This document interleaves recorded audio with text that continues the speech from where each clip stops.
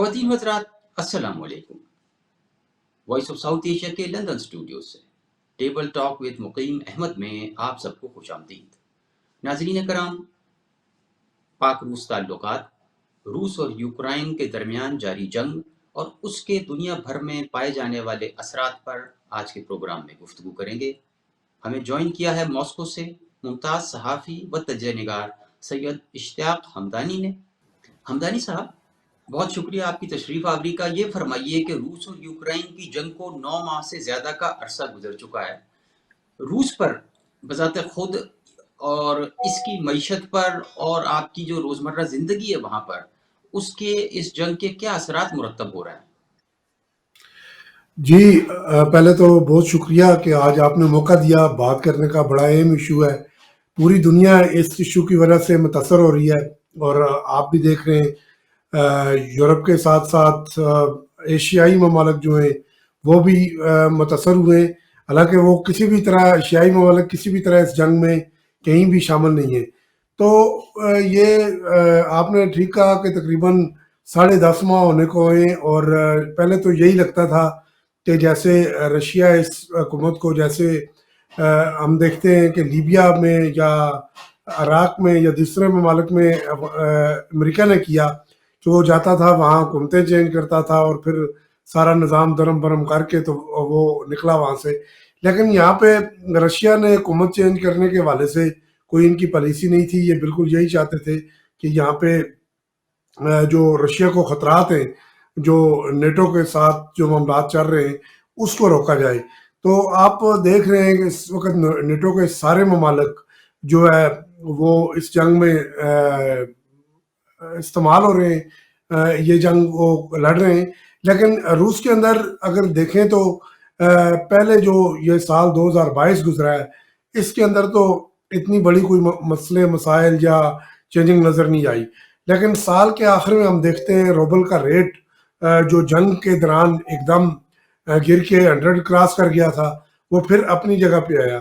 تو آج کل پھر روبل کے ریٹ کے اندر تقریباً 10 روبل کا ڈفرنٹ آ رہا ہے۔ تو اسی طرح اگر دیکھتے جائیں تو یہاں پہ مہنگائی ہوئی ہے، لیکن وہ شرح جو یورپ کے اندر ہم دیکھتے ہیں، جس طرح آج ہی میں پڑھ رہا تھا کہ جرمنی میں 70 سالوں میں پہلی بار افراط زر اتنی کم تعداد میں گر گیا ہے، مطلب اتنی کم تعداد میں ہے۔ تو اس وقت رشیا کا وہ حال نہیں ہے، لیکن یہ جو سال ہے یہ رشیا کے لیے یقیناً کافی چیلنج کا سال آپ اسے کہہ سکتے ہیں۔ اس کو رشیا کو بڑے چیلنج کا سامنا یوکرین کے اندر بھی ہے، لیکن معاشی طور پر بھی اس کو نئے چیلنجز کا سامنا ہے۔ جی اچھا، جو لوگ بارڈر کے قریب تھے یا انٹرنلی ڈسپلیس ہوئے ہوں گے جنگ سے، کیا وہ موو کر کے آپ جہاں پہ قیام پذیر ہیں ماسکو میں، کیا وہ وہاں تک بھی پہنچے ہیں لوگ؟ دیکھیں، رشیا کے اندر سے تو لوگ موو نہیں ہوئے، بارڈر کے لوگ جو ہیں وہ تو نہیں ہوئے، لیکن جو علاقے رشیا نے اپنے کنٹرول میں کیے ہیں، جو جن علاقوں نے رشیا کے ساتھ علاق کیا ہے، تو میں بارڈر تک گیا بھی تھا پچھلے سال مارچ میں، تو اور میں نے وہاں سے کوریج بھی کی۔ تو ان علاقوں میں وہاں پہ گیا، میں نے دیکھا کافی سارے کیمپس ہیں جن کیمپس کے اندر لوگ رہ رہے تھے۔ تو ابھی بہت سارے لوگ وہاں سے جو پورے رشیا میں مختلف جگہوں پہ وہ موو ہوئے، گورنمنٹ نے بھی انہیں موو کیا ہے، اس کے ساتھ ساتھ جن لوگوں کے اپنے ریلیٹیو تھے، اپنے جاننے والے تھے، تو وہ ان کے پاس وہاں سے بھی موو ہوئے۔ بہت سارے لوگ سائبیریا کی طرف گئے، ماسکو کی طرف آئے اور دیگر شہروں میں گئے، تو لوگ موو ہوئے ہیں۔ لیکن ان علاقوں سے جو اس وقت اس آپریشن کے بعد یوکرین کی طرف سے ہونے والے جوابی فائر کی زد میں۔ اچھا، یہ فرمائیے کہ صدر پوٹن کی مقبولیت عوام میں کس درجے پر ہے اس وقت آپ کی نظر میں؟ دیکھیں، میں اس پہ بالکل کسی اس کو لگائی کے میں بات کروں گا کہ دسمبر کے اندر جو آخری رپورٹس آئی ہیں، صدر پوتن کی مقبولیت اس میں بڑی ہے۔ تو جب یہ جنگ شروع ہوئی تھی تو اس وقت یہ پوزیشن جو ہے صدر پوتن کی تھوڑی سی ویک ہوئی تھی، اور لوگ جنگ کے خلاف بھی تھے، لوگ جنگ کو سمجھ نہیں رہے تھے کہ یوکرین کے ساتھ ہم کیسے جنگ لڑ رہے ہیں۔ اور یہ جب اس کو اس آپریشن کو نام دیا گیا، اور اس آپریشن کے حوالے سے صدر پوتن نے قوم سے بھی خطاب کیا متعدد بار، اور اس کے علاوہ جب یہاں پہ میڈیا کے اندر یہ چیزیں آئیں کہ کس طرح نیٹو ممالک اور خصوصاً امریکہ وہ رشیا کے اوپر یہ وار کرنا چاہتے تھے، اور کس طرح یہ جنگ مسلط کرنے کی کوشش کی جا رہی تھی رشیا کے اوپر، تو اس کے بعد رشین کے اندر اعتماد آیا ہے، کیونکہ رشیا سمجھتا ہے کہ اس کی سیکورٹی، رشیا کے لوگ سمجھتے ہیں کہ اس کی سیکورٹی کا جو ذمہ داری ہے وہ یقیناً صدر پوتن کے پہ ہے، حکومت روس پہ ہے، تو اس وجہ سے انہیں حکومت روس کی ان پالیسیوں پہ یقیناً جو ہے وہ اعتماد ہے۔ اچھا، جو حزب اختلاف ہے صدر پوتن کی، جی ان کا کیسا جی رویہ ہے، یا کیا رسپانس رہا، اور یا کیا ان کی جو ڈے ٹو ڈے ہوتی ہے، یعنی میڈیا ٹاک یا کوئی پبلک کے ساتھ انگیجمنٹ، تو وہ کیا ظاہر کر رہے ہیں؟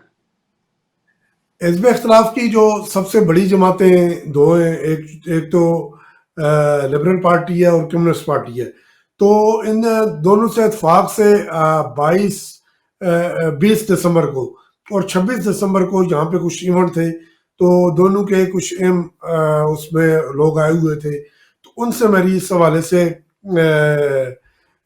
کیمرہ ٹاک بھی ہوئی، اور کیمرے کے علاوہ بھی اس کے علاوہ بھی بات ہوئی، تو وہ یہی کہہ رہے تھے کہ یہ مسئلہ صدر پوتن کا نہیں ہے بلکہ روس کا مسئلہ ہے، تو اس وجہ سے وہ حکومت کی، کوئی بھی حکومت ہو، خواہ وہ پوتن کی حکومت ہو خواہ کسی اور کی ہو، تو وہ اس کی حمایت کرتے، تو یقیناً یہاں پہ حزب اختلاف کا جو اعتماد ہے وہ صدر کو حاصل ہے۔ شروع میں ہم نے جب دیکھا تو کچھ ریلیز ہوئی، یہاں پہ کچھ مظاہرے ہوئے جنگ کے خلاف، یہ بالکل ابتدائی مارچ کے ابتدا میں اور فروری کے اختتام پر جو یہ جنگ کے معاملات ہوئے، تو اس وقت تو ہم نے دیکھا یہاں پہ ماسکو میں مظاہرے ہوئے، دوسرے شہروں میں اکا دکا مظاہرے دیکھنے میں آئے، لیکن یہ صورتحال بدلتی گئی جب لوگوں نے اس جنگ کے حوالے سے دیکھا کہ نیٹو کس طرح روس کے اوپر وہ حملہ کرنے کی تیاری کر رہا ہے، جو لیبارٹریز میڈیکل کے حوالے سے وہاں پہ نظر آئیں امریکہ کی، اور جو امریکہ کی وہاں تیاری نظر آئی، اور اس کے بعد جو ساز و سامان دیا گیا نیٹو کی طرف سے یوکرین کو، تو اس کے بعد یقیناً صورتحال کافی مختصر ہے، کافی چینج ہوئی ہے، کافی صورتحال بدل گئی ہے، اور ابھی وہ صورتحال نہیں رہی جو مارچ میں یا فروری کے آخر میں تھی۔ تو آپ کی بات سے جو میں انڈرسٹینڈ کر رہا ہوں وہ یہ ہے کہ صدر پوتن کو حزب اختلاف کا تعاون بھی حاصل ہو گیا ہے۔ جی جی بالکل، میں یہی اچھا، کہنا چاہوں گا کہ میری جو خود ملاقاتیں ہوئی ہیں ایک ایونٹ میں، 2 ایونٹ میں مختلف اپوزیشن پارٹی کے لوگوں سے، تو وہ مطلب یہ ہے کہ ان پارٹیوں میں اچھی پوزیشن رکھنے والے لوگ ہیں، اور ان کا اپنا پارٹی جو بیانیہ تھا وہ یہی تھا کہ اس وقت بات صدر پوتن کی نہیں ہے، بات روس کی ہے، اور وہ روس کی حکومت کی بھرپور اس میں ان کی پارٹیاں تائید کر رہی ہیں۔ اچھا، ایک پرسیپشن جو ہم لوگ میڈیا سے گیدر کر رہے ہیں وہ یہ ہے کہ روس اتنی سخت مزاحمت کی توقع نہیں کر رہا تھا۔ کیا روس میں بھی یہی خیال کچھ طبقوں میں پایا نہیں جاتا ہے، جو ریزسٹنس جس حساب سے آئی ہے، اتنا سخت مقابلہ کیا اس کی توقع کی جا رہی تھی، اور کیا یہ جنگ اتنا نہیں لمبا عرصہ اصل میں، کھینچ جائے گی؟ جی نہیں اصل میں اگر ہم دیکھتے ہیں تو یہ میرا خیال ہے روس کی اپنی کوئی حکمت عملی ایسی چل رہی ہے کہ یہ جنگ کو لمبا کھینچ رہے ہیں۔ اس کی وجہ یہ ہے کہ آپ دیکھیں جتنی جنگ یہ طویل ہو رہی ہے، اس نے ہی یورپ کے اندر مسائل بڑھ رہے ہیں۔ ابھی تو انائی کے مسائل ہیں، گیس کے مسائل ہیں، آپ تو وہاں بیٹھے ہیں، آپ مجھ سے بہتر جانتے ہیں کہ یورپ کے اندر کیا مسائل بڑھ رہے ہیں، لیکن یورو دیکھیں آپ، یورو کی کتنی اچھی پوزیشن تھی، یورو کی ویلیو کم ہوئی، اور اسی طرح اس جنگ سے یورپ کو کافی نقصان اٹھانا پڑ رہا ہے، اسی طرح امریکہ کے اندر یہ نقصان نظر آ رہا ہے۔ تو میرا خیال یہ ہے کہ روس کی جو ہے وہ ایک پالیسی تھی کہ اس جنگ کو ہم وہ جا کے ایک دم اگر حکومت بدلنا چاہتے تو آپ کو یاد ہوگا کہ جنگ کے کچھ ہی عرصہ بعد وہ کیف کے باہر پہنچ گئے تھے۔ ان کے لیے کیف کے اندر جانا، حکومت تبدیل کرنا کوئی اتنا معنی نہیں رکھتا تھا، لیکن روس کی ایک اہم جو پالیسی میں نے دیکھی وہ یہ تھی، اس سے آپ بھی شاید اتفاق کریں، کہ انہوں نے وہ امریکہ کی طرح ایک روایتی تباہ و بربادی کا جو ایک میزائل وہ پھینک کے بالکل تباہ کرتے ہیں جس طرح شہروں کو، تو انہوں نے اس طرح نہیں کیا. انہوں نے پوری کوشش کی کہ جتنے زیادہ لوگ یوکرین سے وہاں سے ہجرت کر سکیں. انہوں نے خود دعوت دی کہ لوگ روس آئیں، ہم ان کو جگہ دیں گے، ہم ان کو سیو کریں گے. تو جو لوگ روس کے بارڈروں پہ تھے، وہ خواہ وہ یوکرینی تھے یا رشین تھے، وہ روس میں آئے. اور اسی طرح جو لوگ بارڈروں یورپ کے بارڈروں پہ تھے یا کیف میں تھے، ان کی بڑی تعداد یورپ موو کر گئی. اب وہ لوگ یورپ میں کس حال میں کس طرح رہ رہے ہیں، ان کا اپنا ایٹیٹیوڈ کیا ہے، یہ ایک علیحدہ بحث ہے. لیکن یہاں پہ یہ دیکھنا ہے کہ اس جنگ کو جتنا طول دینے میں، اگر یہ بھی ہے کہ یہ جنگ یہ روس اور یوکرین کی نہیں ہو رہی ہے، بلکہ یہ پورا نیٹو کے ممالک اس میں شامل ہیں. اور یقیناً اگر یوکرین کی حد تک ہوتی تو یوکرین تو روس کے آگے کوئی امید نہیں رکھتا کہ وہ روس کے آگے یہ جنگ لڑ سکے. یہاں وقت ہوا ایک بریک کا. بریک کے بعد سوالات کا سلسلہ جاری رکھیں.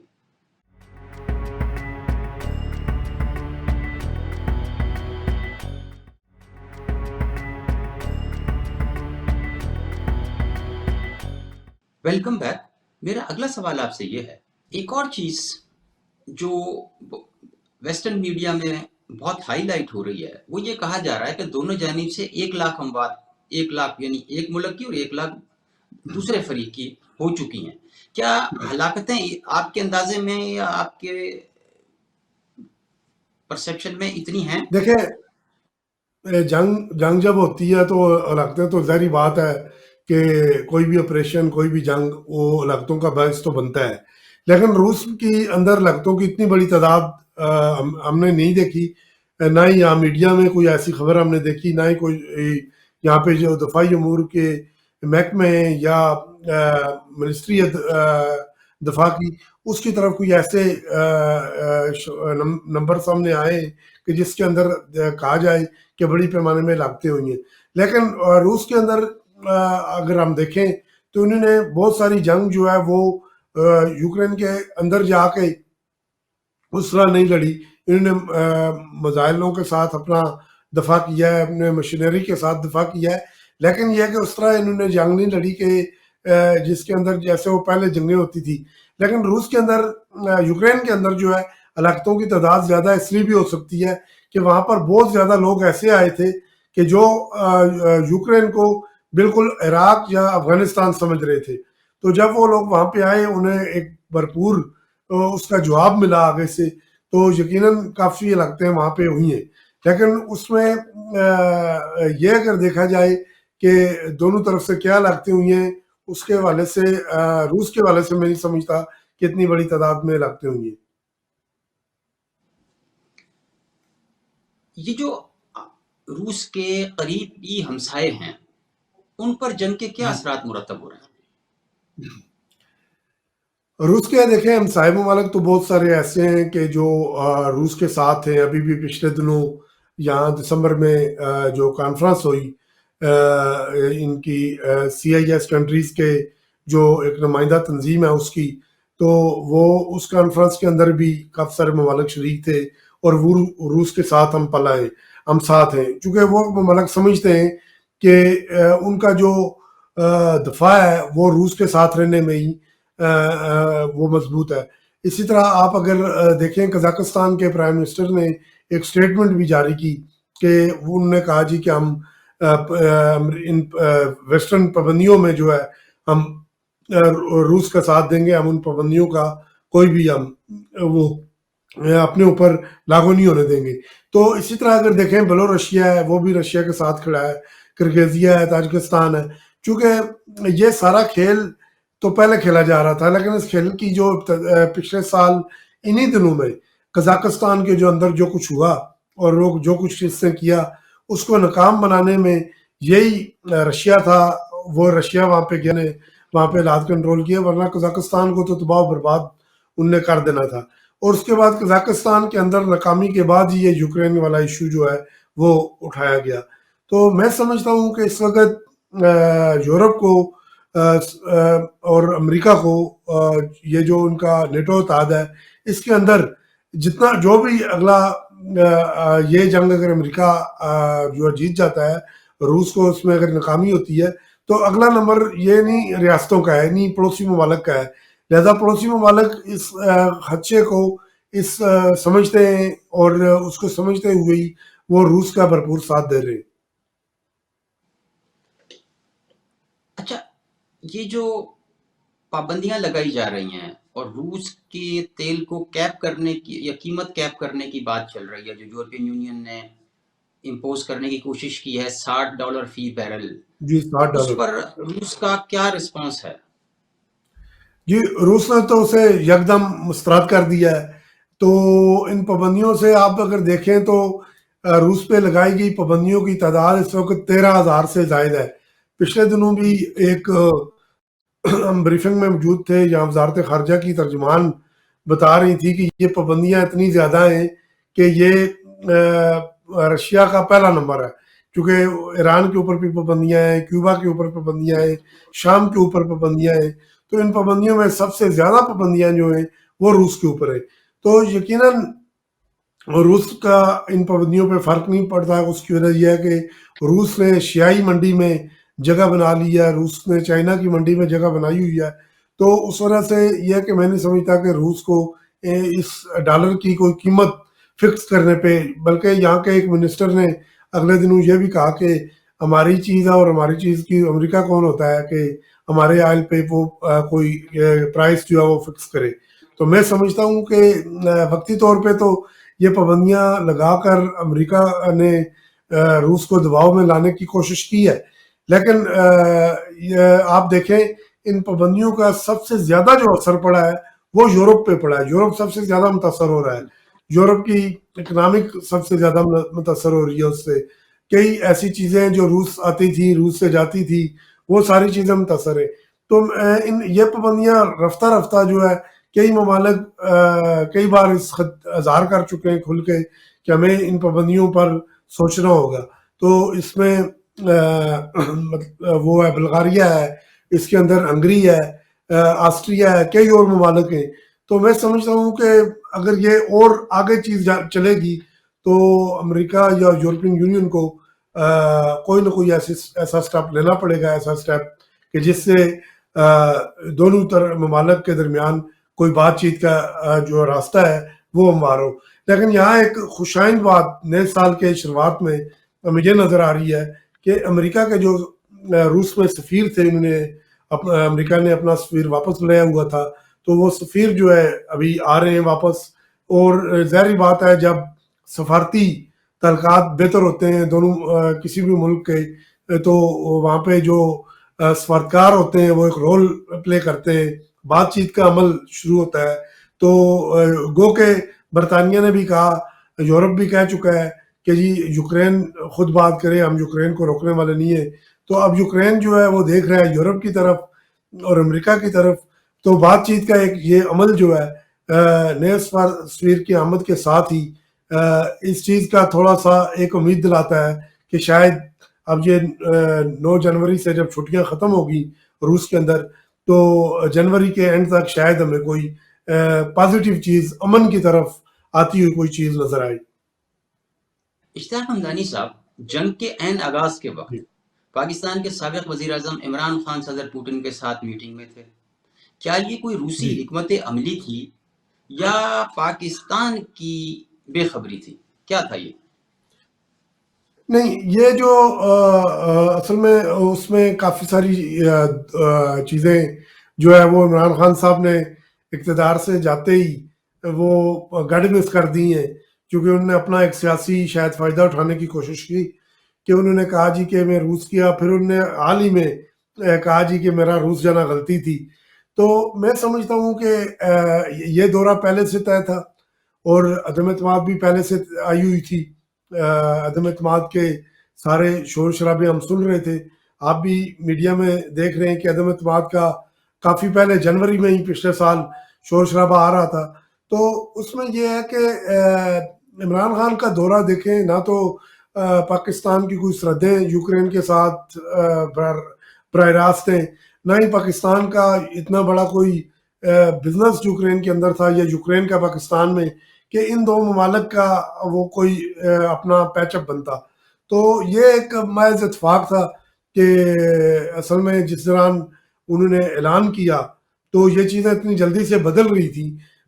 اسی دوران جو ہے یو اے ای کے ایک وفد آ رہا تھا اعلیٰ سطح کا، پریزیڈنٹ اس کے آنے تھے یہاں پہ، تو انہوں نے اپنا دورہ جو ہے وہ منسوخ کر دیا تھا. تو عمران خان صاحب کو چاہیے تھا کہ اس وقت حالات تو نظر آ رہے تھے، روس نے 2 دن پہلے ان ریاستوں کو آزاد تسلیم کر لیا تھا، تو عمران خان صاحب چاہتے تو اپنا دورہ کنسل کر سکتے تھے، لیکن انہوں نے دورہ اپنا کنسل نہیں کیا، ملتوی نہیں کیا. تو جبکہ یو اے ای والوں نے یہ دورہ تقریباً 4 ماہ یا 6 ماہ کے بعد کیا ہے، تو یہ بھی 4 ماہ 6 ماہ بعد کر سکتے تھے. لیکن یہ کہ یہ محض اتفاق کی بات ہے، اور اس میں عمران خان صاحب کا میں نہیں سمجھتا کہ روس میں ہونا. ہاں البتہ عمران خان کے اوپر یہ دباؤ ضرور تھا کہ وہ اپنا دورہ ملتوی کر کے اپنا پوتن سے ملاقات نہ کریں اور واپس جائیں. لیکن عمران خان نے یہ زبردست انیشیٹو لیا کہ وہ انہوں نے اپنا دورہ جو ہے نا وہ اپنا شیڈول کے مطابق پورا کر کے تو وہ واپس گئے. بہت شکریہ اشتیاق حمدانی صاحب، تھینک یو ویری مچ. خواتین و حضرات، یہ تھا آج کا پروگرام جس میں ہم نے روس یوکرین جنگ، اس کے اثرات اور وہاں پر جنگ سے پیدا ہونے والے اثرات پر بھی گفتگو کی. امید کرتا ہوں کہ یہ پروگرام آپ کو پسند آئے گا. اگلے پروگرام تک اجازت دیجیے، تب تک اللہ حافظ.